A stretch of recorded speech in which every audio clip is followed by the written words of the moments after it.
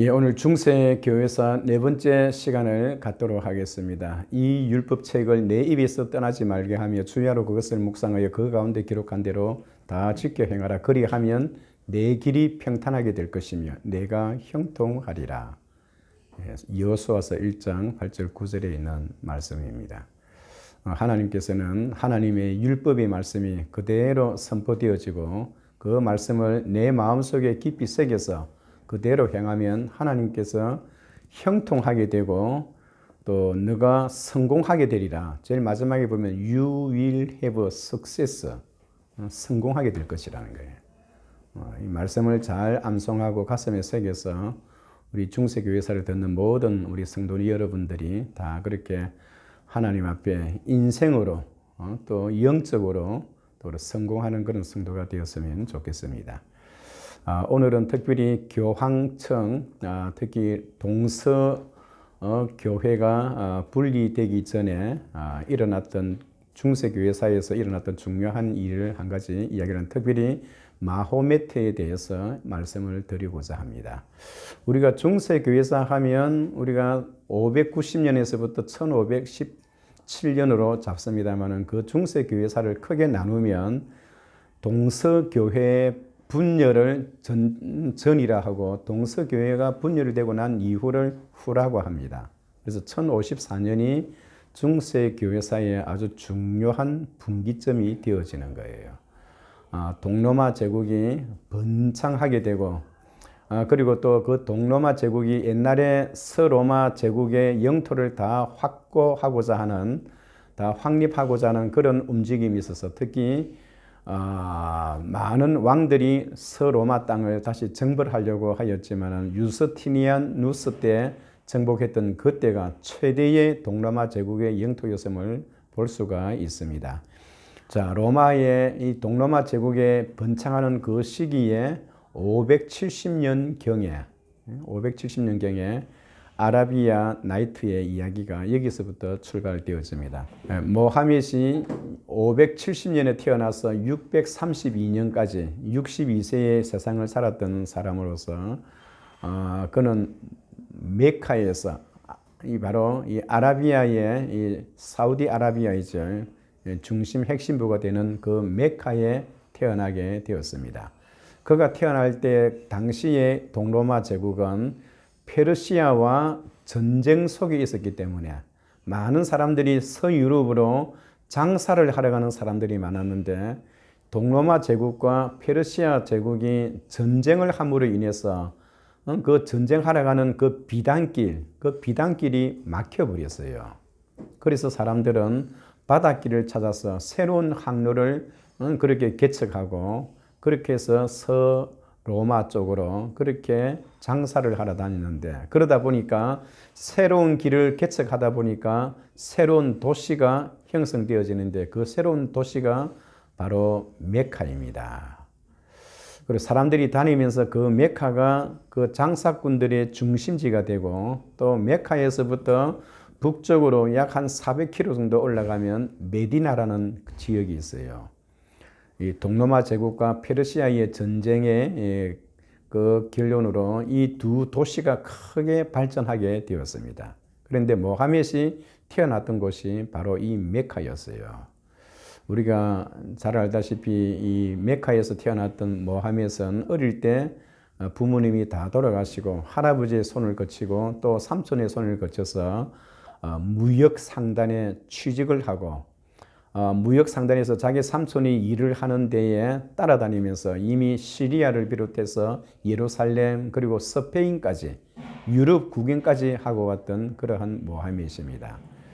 그런데 모하멧은 지혜롭고 또 사람이 성실하고 또 근면한 부분이 있어서 사람들이 볼 때 그 청년을 아주 귀한 청년으로 여겼는데 그 무역 상단이었던 자기 회사의 큰 무역 상단이었던 그 회장님이 카디잔이라는 여인이 있는데 이분이 회장님이었어요.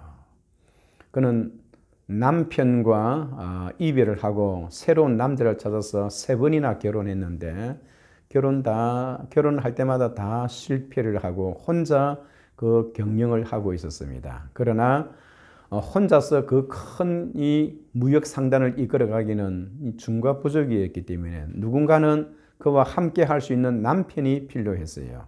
그때 모하메스의 나이가 25살이고 카디자니의 나이가 41살이에요.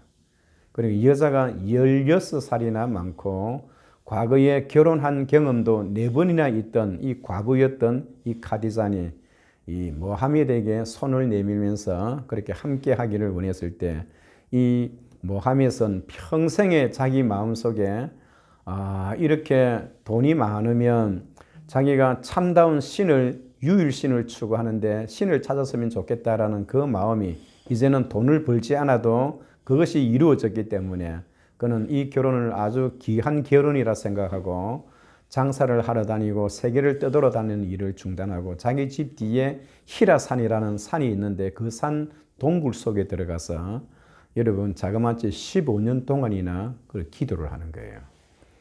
25살 때부터 40살까지 그 15년 동안 히라산에 매일같이 오르락 내리락 거리면서 기도를 하는 가운데 어느 날 거기서 자기는 하나님을 봤다는 거예요. 그 하나님이 우리 성경에 나타나는 야곱의 하나님, 아브라함의 하나님, 이삭의 하나님, 야곱의 하나님이 아니라 바로 그가 말하는 알라입니다.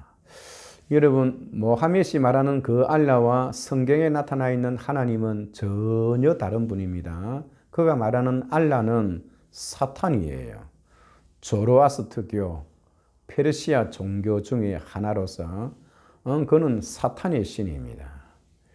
그런데 그는 장사를 하러 다니고 학교를 다니지 못했기 때문에 공부를 하지를 못했어요.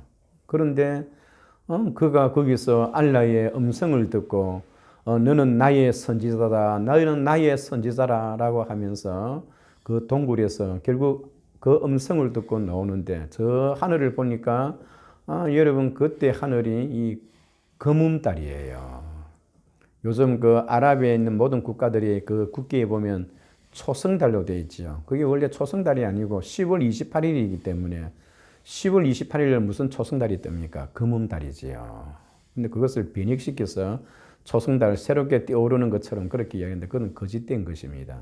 중요한 것은 그가 알라는 위대하고 모하메드는 알라의 선지자다라는 그 말을 거기서 들어서 자기 집에 와서 자기 아내 카디자니에게 그것을 강요했고 그 무역 상단의 그 회사 직원 모두가 다 한순간에 모하메드를 알라의 선지자로 받아들이면서 이슬람이 그렇게 출발되어지는 겁니다. 이슬람의 가장 중요한 핵심부는 유일신 사상이에요. 그런데 그 메카에는 그 당시에 엄청나게 많은 이 무역 상인들이 다니기 때문에 그 무역 상인들이 자기의 각자마다 이렇게 신을 추구하기 때문에 그 안에 360개의 신들이 거기 있었고 그 안에는 예수님의 동상을 한 기독교의 색채를 띤 그러한 종파도 그 메카의 이 카바라는 그 신전 안에 함께 있었던 것입니다. 만약에 이 모하메드이 그가 다니면서 젊었을 때 상단에서 무역하러 다닐 때에 많은 크리스찬들도 만나고 유대교도 만났는데 그가 만났던 그 사람들이 온전한 신앙을 가졌던 사람들을 만났으면 그가 새롭게 변화를 받았을 수 있었는데 그가 만났던 사람들은 거의 다 이단자들, 종교회의에서 이단으로 정제되었던 아리우스파 사람들을 거의 다 만나게 되었죠. 그는 자기 나름대로 알라의 신을 외치면서 메카에서 외치다가 결국은 메카에서 쫓겨나게 됩니다. 그 쫓겨났던 그것이 바로 622년에 쫓겨났어요. 어디로 쫓겨났느냐 하니까 메디나로 쫓겨났습니다. 그래서 이슬람에서는 622년을 이슬람의 원년으로 삼아서 그걸 헤지라라고 이야기를 합니다.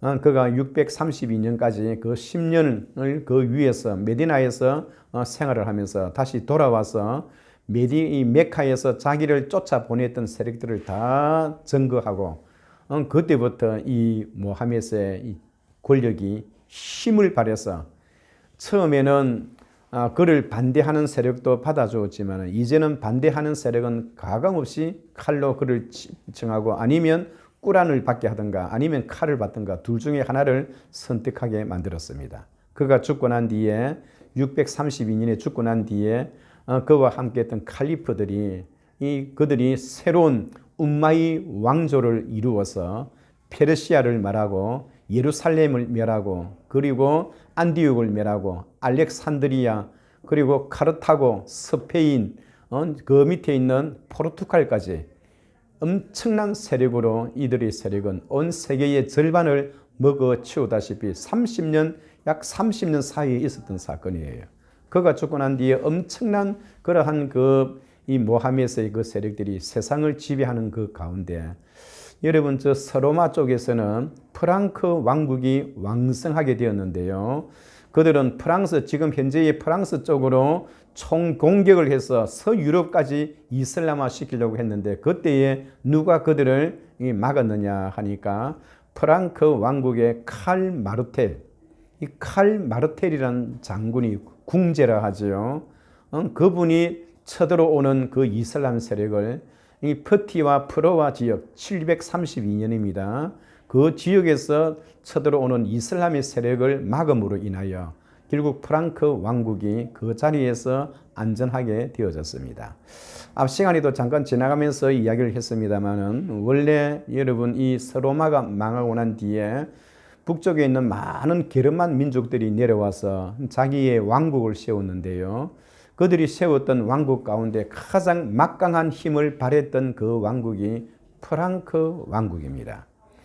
여러분 다른 게르만 민족들은 그렇게 빨리 세워졌다가 사라지기도 하고 없어지기도 했는데 어떻게 프랑크 왕국은 역사를 오늘날까지 오다시피 그렇게 힘 있는 역사를 발휘할 수 있었던 그 비결이 무엇이었을까요? 그 프랑크 왕국에 새로운 왕이 들었는데 그 왕이 클로비스란 왕입니다. 그래서 우리는 프랑크 왕조의 초창기의 그 왕조를 클로비스 왕조라 그렇게 이야기를 합니다. 이 프랑크 왕국에는 이 두 개의 왕조가 있는데요. 앞에는 클로비스 왕조, 뒤에 일어나는 왕조를 카를로스 왕조라고 이야기를 합니다. 그런데 지금 이슬람의 세력을 막았던 그 궁제가 있었던 칼 마르텔은 카를로스 왕조였습니다. 이 프랑크 왕국이 그렇게 번창할 수 있었던 것은 클로비스 왕조 때에 그가 로마가 가지고 있던 그 기독교를 자기의 국교화로 만들었어요. 그리고 여러분 로마의 국교화를 기독교를 로마의 국교화로 받아들였던 왕이 누구입니까? 테오도시우스 황제입니다. 기독교를 공인했던 왕은 누구인가요? 콘스탄틴 황제입니다. 콘스탄틴 황제는 313년 그리고 테오도시우스 황제는 395년 기독교를 국교화시켜서 이 동쪽과 서쪽으로 나눠져 있는 그 부분에 이 프랑크 왕국이 왕성하는 그러한 복을 받았는데요. 우리가 이 신성 로마 제국이란 것이 그렇습니다. 신성 로마 제국이란 것이 이 칼 마르텔이 쳐들어오는 이슬람 세력을 막았던 그때부터 레오 3세가 사를만유 대제에게 관을 세웠어요. 여기서 우리가 역사에 조금 이렇게 혼동되어지는 부분이 있는데요. 이 카를로스 마르텔이라 하기도 하고 카를로스 궁제라 하기도 합니다. 그리고 그의 아들이 피핀이라는 아들이 있어요. 그리고 그 피핀의 아들이 바로 카를로스 이 사를만유, 이 불어 이름으로 사를만유 대제라 하죠. 그 왕에게 큰 그러한 대제라는 더 그레이트라는 이름을 거기에 붙여주는 것입니다. 800년 12월 24일 교황 리오 3세는 칼 마르텔의 손주가 되는 바로 이 샤를 만유의 머리에 새로운 면류관을 세워줌으로 인해서 서쪽 나라에도 새로운 왕이 등극하는 순간입니다. 지금까지는 동쪽의 황제가 동쪽에 있었는데요. 동쪽 콘스탄티노플의 황제가 있었습니다. 그 황제는 우리가 황제교황주의라고 이야기를 하죠. 황제교황주의라는 것은 황제가 교회까지 다스리는 그런 왕을 우리는 황제교황주의라 해요. 그러나 서쪽의 서로마에서는 아직까지 황제가 없었기 때문에 교황이 교회를 지배하고 통치하고 있었습니다. 그런데 동쪽에 있는 콘스탄티노플의 왕궁에서 서쪽에 살고 있는 로마 사람들에게 세금을 요구했어요. 그런데 서쪽에 있는 사람들은 나라가 위기에 처했을 때 자기들에게 도움은 주지 못하면서 동쪽에서 세금만 걷어가는 그런 황제를 인정하지 않았습니다. 그래서 우리도 새로운 황제가 필요합니다. 우리나라에도 새로운 황제가 필요합니다. 그래서 레오 3세는 바로 사르만유 대제의 머리에 관을 씌워줌으로 인해서 명실공히 새로운 왕조가 하나 탄생하게 됩니다. 그것이 바로 신성 로마 제국입니다.